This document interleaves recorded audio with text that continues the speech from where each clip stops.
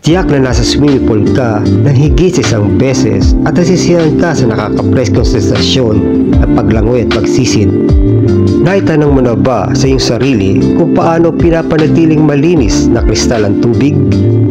Sa maikling video na ito ay papakita ko sa inyo kung paano ang lahat ng swimming pool ay mayroong filtration system upang mapanatiling malinis ang tubig. At bago ang lahat, intro muna tayo.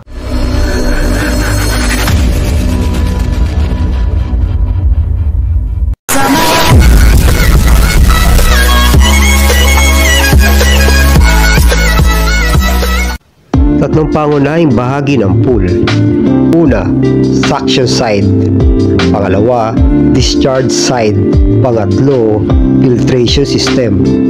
Suction side.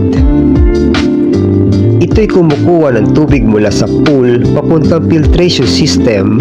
Ang pool pump ay sumisipsip ng tubig sa pamamagitan ng skimmer na hugis parihaba na makikita sa pader ng pool.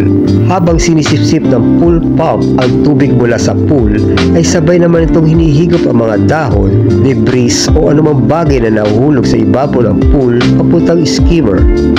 May basket sa loob ng skimmer at doon ay imbak ang lahat ng duming nakuha sa ibabaw ng pool.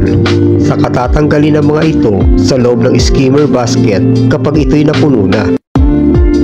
At para naman malinis ang ilalim ng pool, ito ay dadaan naman sa pangunahing drain papuntang filtration system. Discharge side. Ang bahagi na ito ng pool ang siya nagtutulak ng tubig mula sa filtration system pabalik ng pool. Pagkatapos masala ang tubig, ito ay babalik muli sa pool sa pamamagitan ng jet nozzle o return jet. Mas mainam ilagay ang lokasyon ng jet nozzle sa tapat ng skimmer na sa gayon may tulak ng tubig mula sa return jet ang mga dumi o debris papuntang skimmer. Maaari magdagdag na equipment pagkatapos ng filter gaya ng heater at chlorinator.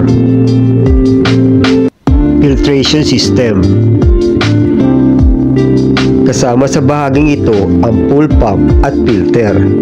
Sa sandaling sipsipin ang tubig mula sa pool ay dadaan ito sa pump at filter. Ang filter na naglilinis ng tubig sa pamamagitan ng pag-alis ng mga debris at mga kontaminadong tubig sa swimming pool.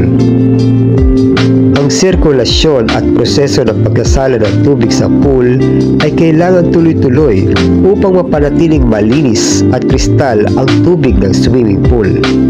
At dito po natatapos ang video ito. Hanggang sa muli, bye-bye!